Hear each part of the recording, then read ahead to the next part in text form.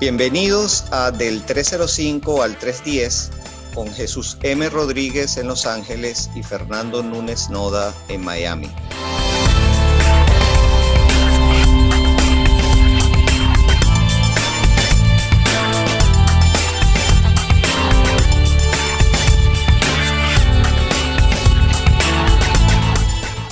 Hola Jesús, ¿cómo estás?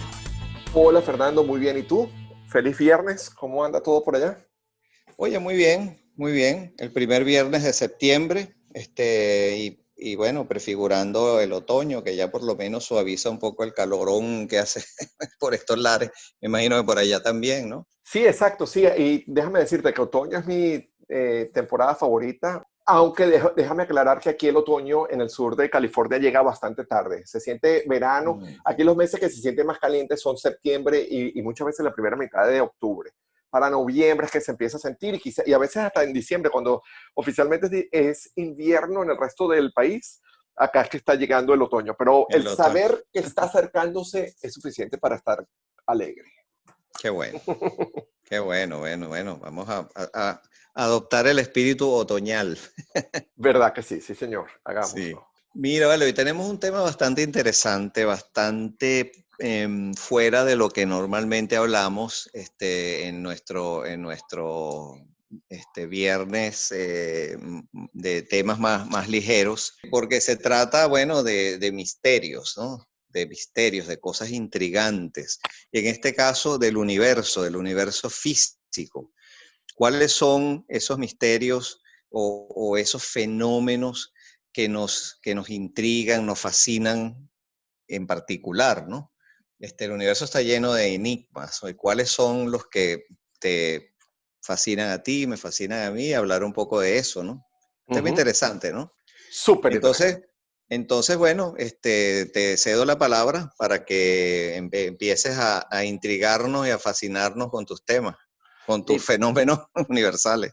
con mis fenómenos universales, Fernando. Mira, este tema me apasiona y me intimida porque estas cosas me las tomo tan en serio.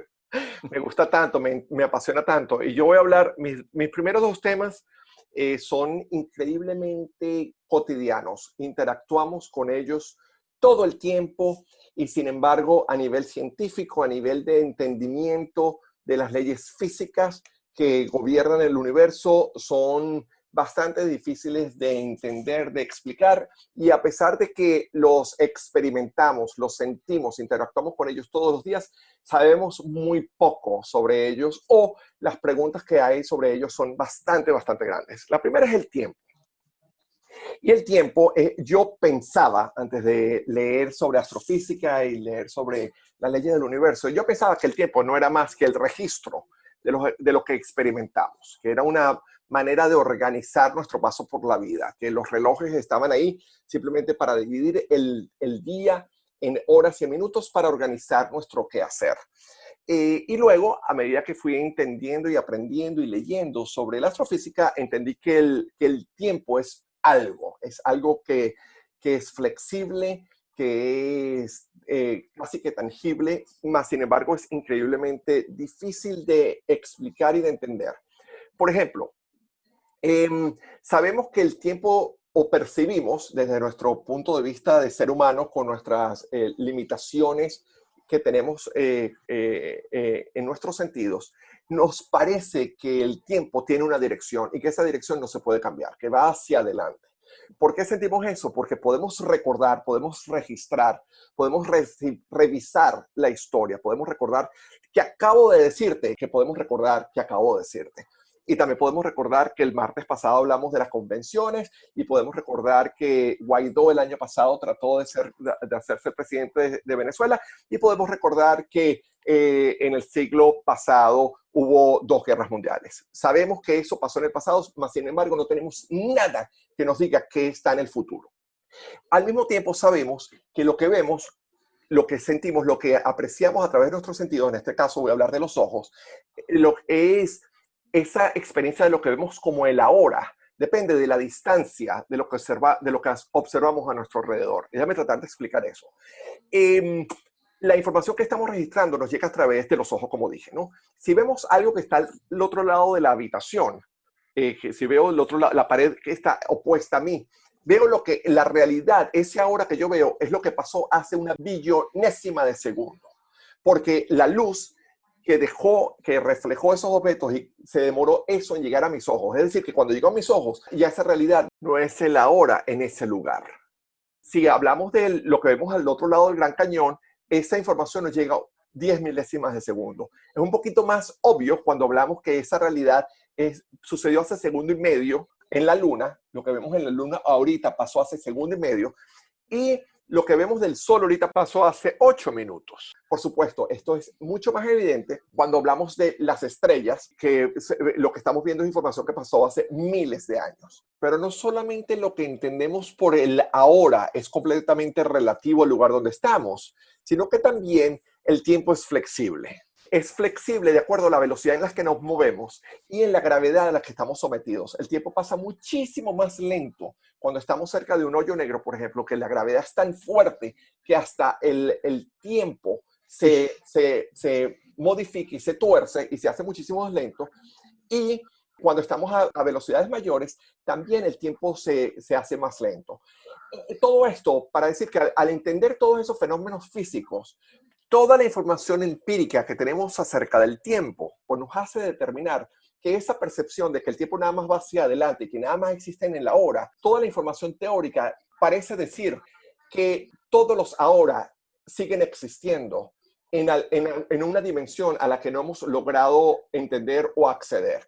Por lo que todo lo que está pasando ahorita y todo lo que va a pasar en el futuro y todo lo que ha pasado en el pasado coexiste simultáneamente, y si tuviéramos un acceso a otra dimensión podríamos verlo. No solamente eso, información más reciente nos hacen intuir que hay un universo paralelo donde el tiempo transcurre hacia atrás comparado con el de nosotros. Y yo siempre he dicho que sería buenísimo que uno naciera viejo, aprendiera y muriera como niñito, porque la infancia es mucho más divertida que la vejez. Bueno, parece ser que hay un universo paralelo donde eso es exactamente lo que pasa.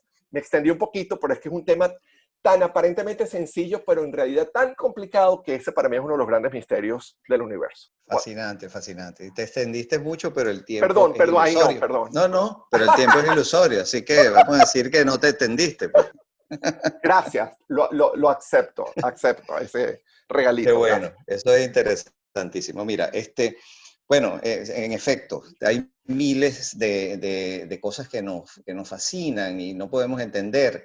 Yo tengo, yo estuve revisando pues mi catálogo de fascinaciones y me encuentro con una partícula, o hay muchas partículas en el universo que se desplazan a la velocidad de la luz, y muchas de ellas son, no son, o sea, es decir, habían sido desconocidas por siglos, ¿no? Y han sido muy recientemente descubiertas, ¿no? Una de ellas se llama neutrino. A mí me encantan los neutrinos. Yo la primera vez que los leí, porque tiene muchos de los enigmas que tú hablas, que no son solamente enigmas de espacio, sino de tiempo también, ¿no? Los neutrinos son unas partículas que tienen una masa que llaman imaginaria, en el sentido de que no tienen propiamente masa, pero sin embargo son unas partículas. Y se forman en las hornos termonucleares de las estrellas, o sea, en las zonas mucho más calientes, y salen al espacio expelidos por las grandes, sobre todo por las grandes estrellas supernovas, estrellas gigantescas que generan un calor indecible, ¿no? Pero los neutrinos son muy peculiares porque no tienen masa y, viajando a la velocidad de la luz, son capaces de traspasar todo lo que se les pone al frente. Por ejemplo, los neutrinos atraviesan la Tierra como si la Tierra fuera un holograma. Imagínate un holograma de luz y la atravesaran partículas. Bueno, nada choca. Es muy difícil, es prácticamente imposible que que los neutrinos choquen contra algo para poder detectarlos, ¿no? Entonces, por muchos años fueron teóricos. O sea, era digamos, los astrofísicos decían que tenía que haber un escape de energía que no se podía detectar, y al final llegaron a estos neutrinos. se han creado unos sensores en la Tierra que se hacen con unas piscinas de agua pesada, unos elementos que muchas veces se hacen para construir las bombas atómicas, que es una forma de agua muy densa, y con una cantidad se electrifica y se crean unos campos electromagnéticos sumamente pesados, el que se meta en esa agua prácticamente se calcina, y entonces, y debajo de la tierra, ¿no? Y entonces, una que otra vez, en mucho tiempo, se han logrado tener evidencia de su existencia, ¿no? Entonces, o sea, es muy difícil que un neutrino, digamos, colide con una partícula o con un elemento físico en la Tierra o de cualquier índole, pues, sea sólido, gaseoso o líquido. Entonces, a mí me fascina mucho porque, imagina, yo he pensado una cosa un poco extravagante, ¿no? Yo he dicho, yo siento que una de las cosas más densas que hay en el mundo que conocemos, son las neuronas humanas. No densidad en el sentido de que son extremadamente sólidas, sino que su actividad energética es tan poderosa que esas membranitas tan pequeñitas y tan delgaditas puedan generar tantas ideas. Todo lo que tenemos en la Tierra, los edificios, las ideas, los libros, la música, todo ha salido de las neuronas. Entonces, yo me he llegado a especular que la densidad que logra una neurona desde el punto de vista energético es tal que es posible que sí pueda tener un efecto sobre los neutrinos que nos atraviesan y que muy muy rara vez, pero es posible que algunos neutrinos hayan rozado o hayan tenido algún tipo, no de choque, pero sí de impacto momentáneo con neuronas. Y yo especulo de que esos choques de los neutrinos con las neuronas son los que han producido las grandes ideas de la historia. Mozart, Shakespeare, todas esos momentos en los que tú dices, wow, ¿de dónde vino eso que me llegó a la mente? Yo especulo locamente porque la especulación es libre y la locura también, que son producto de neutrinos que no, fíjate, no chocan con una montaña, pero sí con las neuronas y generan ideas y generan unas visiones que no podríamos tener de otra forma. Eso es una locura, pero me gusta. Wow. Mira, la literatura de ciencia ficción que más me gusta a mí es la que está basada en ideas como esas. Así que deberías escribir una historia de ficción basada en ese concepto porque es sensacional. Esa ciencia ficción, bueno, como toda ciencia ficción que está Sí, basada en algo que conocemos, pero en tu caso es tan abstracto y tan peculiar y tan misterioso. Y el tan loco. salto, el tan loco, ese salto de locura que estás lanzándote, valga la redundancia, entre la relación entre los neutrinos, las neuronas y la genialidad es muy interesante, chamo. Debería escribir algo. Me encanta. Mira, Lo voy a hacer. te lo juro. Mira, el segundo gran misterio del que voy a hablar es una de las fuerzas que dominan nuestro universo, que también la sentimos todos los días. Newton cambió la historia de la humanidad cuando habló de ella y es la gravedad. Es muy interesante la gravedad porque es de las fuerzas conocidas del universo más débiles, más sin embargo son las que más evidentes en nuestro día a día y que vemos que realmente le ha dado forma y estructura al universo. ¿Por qué digo que es débil? Porque es tan débil que un imán, cuando ponemos un clip de metal en el suelo y lo levantamos con un imán, ese imancito que tenemos en la mano fue más fuerte que toda la fuerza gravitacional del planeta. Es una manera de determinar lo débil que es, ¿no? Pero hay algo muy interesante que que los científicos están tratando todavía de entender, que es cómo funciona. Porque tú hablaste de la velocidad de la luz cuando estabas exponiendo el tema del que íbamos a hablar. En las leyes físicas dicen que nada puede viajar más rápido que la velocidad de la luz. Mas, sin embargo, el efecto de la gravedad es instantáneo. No requiere viajar a la velocidad de la luz para sentirse. Es decir, que si, volviendo a la historia, al concepto del tiempo y de la percepción de la realidad, si estuviésemos relajados en un lago que es lo suficientemente grande para ser afectado por las mareas son ocasionadas por la luna. Si la luna desapareciese por un acto extraordinario de una civilización alienígena que podría que tendría la capacidad tecnológica de hacer desaparecer la luna en un instante, nosotros sentiríamos el efecto de la gravedad un segundo y medio antes de que la luna desapareciese de nuestra vista. Wow. Porque la marea empezaría a receder, a ceder, a bajar un segundo y medio antes de que la luna, o un segundo y medio mientras que todavía vemos la luna en el cielo. Entonces, esa instantaneidad que nadie todavía se puede explicar cómo sucede, porque hay algo que nos conecta, hay un campo que ocasiona una fuerza que es una especie de comunicación entre los dos objetos. Cuando una taza se cae hacia el suelo, no solamente la Tierra interactuando con la taza, pero la taza también tiene su masa gravitacional que interactúa con la Tierra. Y claro, por supuesto, la que tiene más masa es la que atrae. El hecho de que, por ejemplo, la gravedad en el vacío hace que dos cosas se caigan, no importa el peso o la masa, caigan a la misma velocidad, también es algo que a mí casi que me da dolor de cabeza. Y una de las cosas también interesantes, cuando tú hablabas de los neutrinos, una de las cosas que de esas partículas que todavía no, esta en particular, la que voy a nombrar, es intuida, mas no ha sido demostrada en el campo experimental, y es la idea de que algo llamado gravitons existe. Ajá. Que serían estas partículas que transmitirían la fuerza gravitacional. Entonces la gravedad para mí es uno de esos misterios que me llama muchísimo la atención. Wow, vale, qué interesante. Sabes que yo iba a hablar de la gravedad, pero ahora puedo hablar de otro aspecto de la gravedad, dado que tú diste esta introducción tan completa y fascinante, ¿no? Yo puedo hablar de otro aspecto. Porque fíjate, la gravedad da para mucho, ¿no? Al principio se pensaba que la gravedad era una fuerza entre dos objetos, o sea, que un objeto mayor causaba un efecto sobre otro de menor masa, ¿no?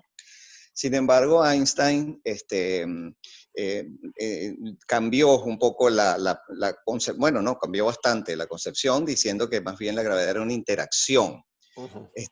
Y que fundamentalmente lo que hacía un objeto en el espacio era doblar, ¿no? Era deformar el tejido del espacio como si fuese una cama elástica. Entonces, él pedía imaginar una cama elástica a la que tú le pones una bola de bowling que hace entonces que se hunda el centro de la cama elástica hacia abajo. Si tú lanzas unas bolas de billar, todas las bolas de billar van a empezar a girar y van a llegar hacia la bola de bowling, que es la más pesada. Entonces, se cree que es una atracción, pero no, realmente es que las bolas de billar están siguiendo el relieve del espacio, cuya deformación es causada por la bola de billar. Pero lo más bonito que yo he visto, que he leído en muchos años, es la metáfora que usa Bertrand Russell, ese gran genio británico, para explicar la gravedad. Él lo dice así, él dice que hay unos individuos, unos caminantes en la Edad Media que van por un bosque oscuro y que ellos no ven absolutamente nada de lo que está alrededor. De repente están como perdidos y ven unas luces a lo lejos y es un castillo. Y tienen que subir, tú sabes, esas montañas que son como circulares, que tú vas subiendo, haciendo un círculo ascendente, ¿no? Ajá. Y llegas a un castillo en el tope de esa montañita, pero no ves nada porque todo está oscuro, es la Edad Media y no hay luz eléctrica, ¿no? Okay. Llegas ahí y ellos piden digamos, a que les den para pasar la noche en ese lugar y se lo dan. Y le dan un cuarto que tiene una ventana que da hacia el valle, pero el valle está todo oscuro. Entonces ellos en la noche se asoman en la ventana y por supuesto no ven nada, todo está oscuro, pero de repente ven unas lucecitas amarillas que suponen que eran unas antorchas. Y ven que las lucecitas vienen como en fila y ven que empiezan a a moverse y de repente desaparecen. Y aparecen a mano izquierda un poco más grandes cada lucecita. Y después vuelven a desaparecer y vuelven a aparecer más grandes, digamos, vamos a suponer que se están moviendo de izquierda, de derecha a izquierda, ¿no? Entonces se montan y cada vez las van viendo más grandes y de repente desaparecen y vuelven a aparecer más grandes y se asustan porque piensan que es algo místico. ¡Wow! ¿Qué pasa? ¿Qué pasa? ¿Qué pasa? ¿Qué pasa? Entonces se ponen a discutir entre ellos, a tratar de explicarse eso y no entienden. Y dicen, bueno, mañana preguntaremos a ver si eso es un fenómeno mágico, un fenómeno religioso, ¿qué cosa es esa? Al día siguiente le preguntan a los dueños del castillo, que le explican, mire, vimos unas lucecitas que aparecían del lado derecho, iban hacia la izquierda y desaparecían, y volvían a aparecer más grandes, y volvían a aparecer más grandes. ¿Qué es eso? Entonces el tipo le explica que eso eran unos caminantes que traían unas antorchas, e iban subiendo en ese mismo camino ascendente, pero circular, y entonces cuando veían, digamos, cuando salían de cuadro era porque pasaban a la parte del castillo que ellos ya no veían, del camino, ¿no? Entonces, lo bonito es que Einstein dice, entonces, las lucecitas, las antorchas, son la masa. El camino que va circulando es el espacio-tiempo. Y como ellos pudieron ver toda la explicación que les dieron, la pudieron ver en el día cuando salió el sol y vieron que el camino era circular, era de una cosa física, no era una cosa mística. Entonces él dice, las luces son la materia, la masa, la trayectoria la da el camino circular y el sol, que lo reveló todo, es Einstein. ¡Wow! ¿Qué te parece? Maravilloso, absolutamente maravilloso, absolutamente maravilloso. Mira, ¿cuántos otros misterios tienes tú? Bueno, yo tengo como dos más, pero en realidad mis misterios son tan misteriosos que tampoco puedo hablar mucho de ellos en detalle Exacto, porque... porque, mira, gracias por decirme eso, porque ese es mi gran dilema. Yo tengo dos más, pero son tan abstractos y tan difíciles de explicar que puedo hablar muy poquito sobre ellos. Entonces, ¿quieres que le diga, hable de mi próximo? Sí, sí, sí, claro.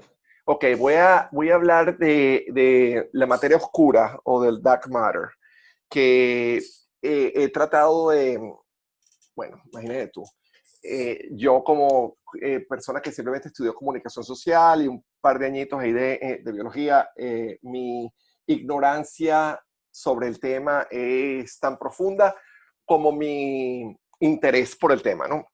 Y mi entendimiento, y a lo mejor tú tienes más información, a lo mejor coincidimos en esto y a lo mejor entre los dos podemos ayudarnos a entender un poquito mejor, pero mi entendimiento del dark matter o de la materia oscura es al ir haciendo más sofisticado el entendimiento del universo y al haber hecho posible identificar las materias, los componentes del universo físico a nuestro alrededor.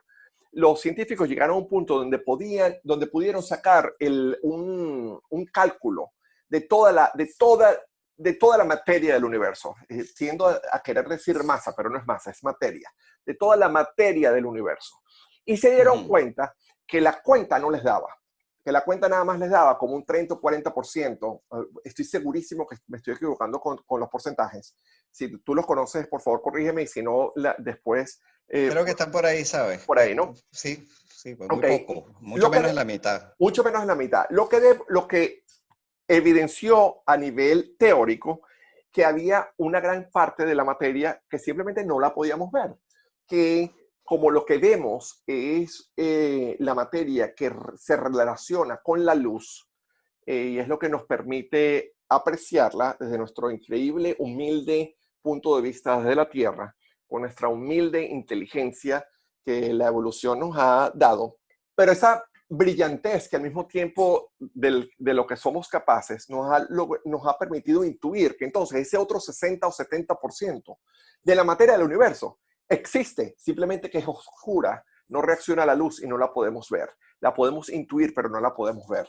Y eso parece ser que es una de las explicaciones para la forma que tiene el universo. No solamente las galaxias están sostenidas en su posición y en su forma por la atracción que entre los objetos que la forman tienen, sino la materia oscura alrededor es como una especie de flujo de océano que la rodea y que también la sostiene en su lugar. Y esas ideas a mí casi que me dan dolor de cabeza. Sí, no es para menos, vale. Pero qué interesante, porque tú sabes que una de las cosas que a mí más me fascinan son los temas que no tienen utilidad práctica. Me parece fascinante, ¿no? Ujú, Bueno, mira, yo tengo otro objeto que ha causado mucha fascinación desde que se empezaron a descubrir, que son los agujeros negros. ujú, Los agujeros negros, bueno, son normalmente estrellas muy masivas que colapsan, es decir, colapsan por su propio peso, porque sabemos que las estrellas, lo que mantiene la estabilidad de una estrella es que está permanentemente produciendo radiación, ¿no? Y sus interacciones producen mucha energía que se va escapando en forma de rayos de diversos tipos, de calor, etcétera, como el sol, ¿no? Este, pero llega un momento en que el combustible de la estrella se va agotando. Todo lo que es ligero se va y va quedando lo que es pesado y las estrellas se van oscureciendo, se van perdiendo la energía que lanzan hacia afuera, se van convirtiendo en grandes masas que ya no brillan y se pueden, bueno, transformar, de acuerdo a la masa, pues se pueden transformar en diversos objetos, pero si la masa es suficientemente grande, puede ocurrir un fenómeno rarísimo, que es que la masa colapsa sobre sí misma y crea un agujero negro, una especie de hueco que rompe el tejido del espacio-tiempo y que no se sabe todavía a dónde conduce ese hueco. mm, ¿Ok? Muchas personas dicen, o sea, teóricos, físicos teóricos dicen que podría incluso llegar a lugares muy lejanos del universo, que hay como una especie de tubos, de túneles que pueden conectar agujeros negros y que si un objeto entra por uno, puede salir por otro que está lejísimo en un tiempo que no puede ser cubierto por la velocidad de la luz, es decir, mayores que la velocidad de la luz. ujú. Puede llegar a otras dimensiones, puede llegar a otros tiempos, etc. Hay todo tipo digamos, de especulaciones al respecto.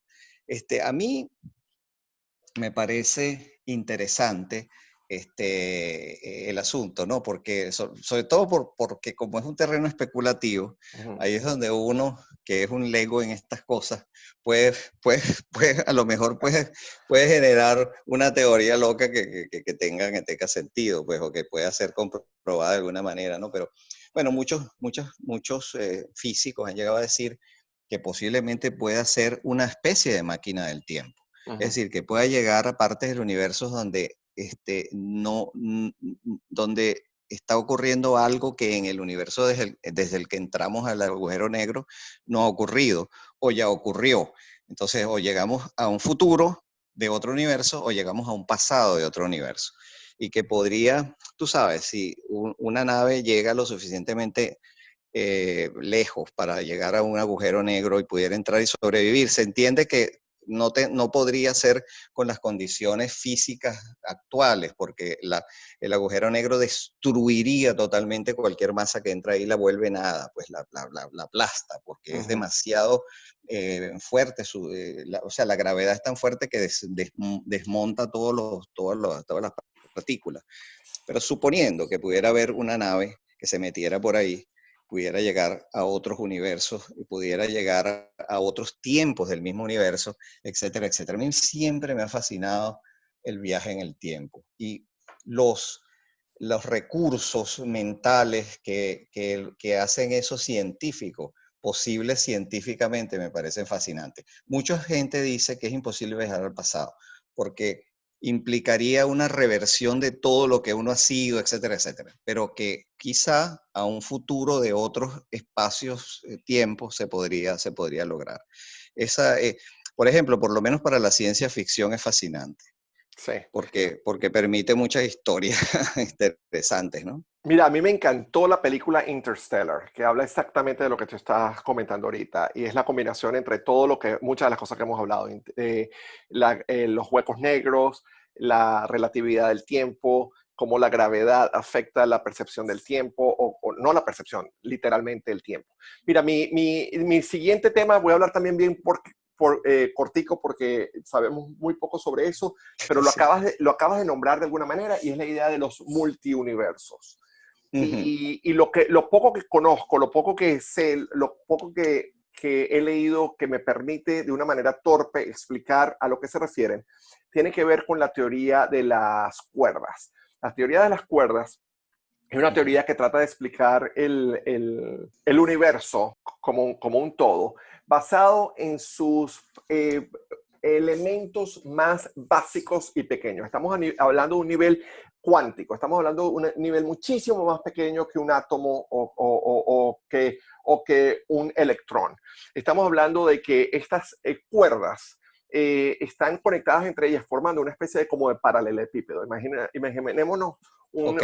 un paralelepípedo con 11 aristas, aunque yo creo que porque 11 es lo que nos imaginamos que existen, aunque 11 en nuestra manera de, como entendemos la geometría, no nos podría permitir crear un paralelepípedo. Pero imaginémonos una figura donde cada una de esas cuerditas vibran a una intensidad distinta, y la manera como vibran esas cuerditas es lo que determina la configuración de la materia en todo el universo. Pero el punto es, a nivel de multiuniversos, es que nosotros vivimos en una de esas aristas, y el otro universo, los otros universos son las otras aristas, lo que significa que esos otros universos que constituyen el multiuniverso viven Ujú. básicamente en el mismo espacio, de una forma en que como nosotros entendemos el espacio, viven tan cerca, tan cerca, tan cerca, Exacto. es a un nivel cuántico la distancia entre ellos. Y por eso es que entonces esas teorías como la que tú explicabas del hoyo negro, que podrían comunicar uno con el otro, podría suceder porque las distancias en realidad son tan pequeñas que es casi que instantáneo llegar a ellos. Una expresión de ciencia ficción maravillosa de la idea del multiverso fue la idea en la película animada de Spider-Man Spider-Man, and the buenísimo, Multiverse, buenísimo. que yo, si no la han visto, se las recomiendo, es una maravilla. Sí, señor. Buenísimo, buenísimo. Mira, Vera, mi aporte más bien es una aplicación fantástica de un principio físico. Te voy a contar rapidito. Yo Uh -huh. cuando adolescente estaba muy enfiebrado con las artes marciales, con mis amigos, y conocimos a un tipo que llegó, que era, había estado en el ejército y después era marino mercante, supuestamente él viajó por todo el mundo y llegó y había estado en China y tal y tal. Él nos dijo, yo no sé si eso es verdad, pero a mí me pareció verdad porque era convincente y nos daba clases de artes marciales. Nosotros estábamos fiebrudos con las artes marciales. Él nos dijo que él había estudiado en China un arte para hacerse invisible. Y nosotros le creímos, se puede hacer invisible. Él nos dio una serie de principios y trató como de entrenar, pero por supuesto nos dijo que eso requería demasiada concentración, eso requería años, ¿no? Yo después me puse a pensar muy seriamente en eso y yo, por mi lado, empecé a practicar una especie de técnica para hacerme invisible. Te voy a decir cómo fue y te voy a decir que hasta tuvo, a lo mejor es una ilusión de un chamo, pero para mí funcionaba. Fíjate, tú sabes que cuando uno camina, uno altera el espacio-tiempo a tu alrededor. De alguna manera, las ondas gravitatorias o sea, tú mueves el aire, el espacio, ¿no? Y de alguna manera nosotros emitimos algún tipo de onda que puede ser percibida. Tú no te has dado cuenta que tú a veces estás sentado en un lugar y sientes que viene alguien, Uh que -huh. está a tus espaldas, y volteas y viene alguien. A veces viene y no te das cuenta, pero a veces tú sientes cierta perturbación en el espacio-tiempo, a lo mejor el espacio-tiempo psicológico, que causan la gente cuando camina. Entonces, lo que yo entendí y lo que yo después desarrollé de adolescente era que si tú lograbas suprimir esa, ese impacto gravitatorio que no es solo de gravedad, es como de tu cuerpo, espíritu, lo que, cómo tú influyes en tu alrededor. Entonces yo pensaba que si uno lograba suprimir digamos, esas ondas gravitatorias que uno genera cuando camina, cuando se mueve, cuando estás presente, y de paso, tú lograbas en cierta forma silenciar tus emociones, que son las que te hacen más visible, uno podía en cierta forma ser invisible. Entonces a mí me da risa porque yo me iba caminando en un centro comercial que quedaba frente a mi casa, donde mi mamá solía sentarse con sus amigas a tomar café. Y mi reto era pasar frente a ellas y que no me vieran. Siempre pasaba y me veía y me saludaba, Fernando, ¿cómo estás? Y tal. Pero de tanto ejercitarlo, tenías que suprimir las emociones, tenías que no dejarte influir por nada de lo que estuviera en los alrededores, tenías que estar súper concentrado y entonces decirle al cuerpo, no causes ningún impacto excepto el mínimo para que tú camines. Y yo sentía, Jesús, a lo mejor es el gran autoengaño en mi vida, yo sentía que yo pasaba y no me veía. Y si no me veían, a lo mejor el sesgo de confirmación que decía que, bueno, que si no me veían, entonces yo creía que en efecto, pero yo sentía que si uno lograba minimizar, llevar casi a cero el impacto gravitatorio de tu cuerpo y de tu mente, porque la mente produce muchísimo impacto sobre, cuando la gente está asustada, eso se siente. Tú sabes que si tú vas caminando y le tienes miedo a un perro, y si el perro siente el miedo, te ladra. Pero si tú no sientes ese miedo, el perro no te ladra. Entonces sí hay algo que sale de nosotros que impacta a ciertas personas o ciertos animales o ciertos espacios, y que si uno lo lograra de alguna manera suprimir, posiblemente uno pudiera hacerse mucho más invisible de lo que es. Esa es mi teoría, que por supuesto después de cierto momento se me olvidó porque más bien quería ser visible. Mira, no, Fernando, qué interesante, qué interesante. Déjame comentar algo acerca de lo que más me emociona de todos estos temas, ¿no? Y va más Ajá. allá de el haber demostrado a todos nuestros escuchas lo realmente nerds que somos tú y yo.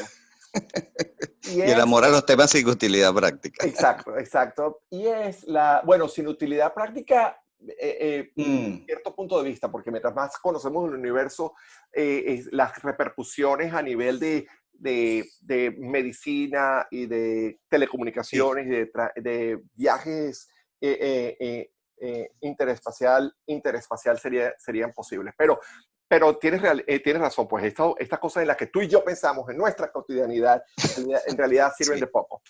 Sin embargo, a mí me maravilla, me emociona, me inspira el presenciar, el saber que el ser humano es capaz de tanta inteligencia, de tener esa capacidad de observación, de análisis y de intuición y de experimentación que nos ha permitido este entendimiento tan profundo sobre el universo, ¿no? El saber Sí, que los neutrinos existen, el saber que los campos gravitacionales existen, el poder desarrollar tecnología que permite captar las ondas gravitacionales que fueron predichas décadas anteriores, el haber demostrado que todas las teorías de Einstein, inclusive las que él creía que estaban equivocadas, estaban correctas, es una cuestión que a mí me hace sentir muy, muy, muy sí, vale, orgulloso de sí. ser parte de esta raza, Sí, sí, sí. de esta especie. Y en realidad es una de las razones por las cuales yo no necesito mucho más allá de lo que conocemos de nuestras capacidades, ¿no? Yo no necesito un Dios formal porque siento que el universo y nuestra relación con él es suficientemente inspiracional.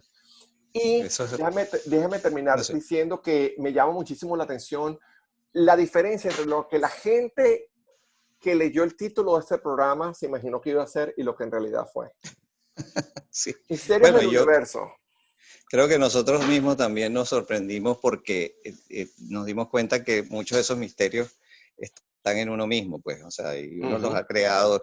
Pero fíjate, me llama la atención lo que tú dices porque este, muchas de las cosas que ahora son comunes fueron especulaciones de una persona, ujú, especulaciones por las que fueron a veces hasta quemados vivos ujú, o al menos burlados, pues decir, oye, este está loco, ¿cómo es posible que este piense que un objeto más pesado que el aire puede volar, por ejemplo? Una cosa tan común ahorita.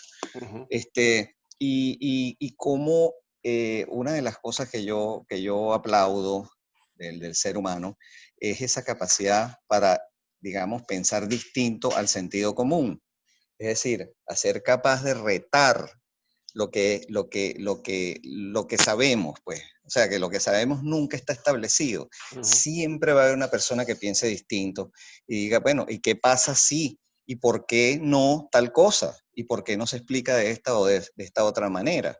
Entonces, esa curiosidad humana y esa audacia que tenemos para pensar distinto es, bueno, lo que nos da, no, lo que nos abre las puertas hacia cuestiones que después de años la gente dirá, oye, pero ¿cómo es posible que antes no se pensara de esa manera?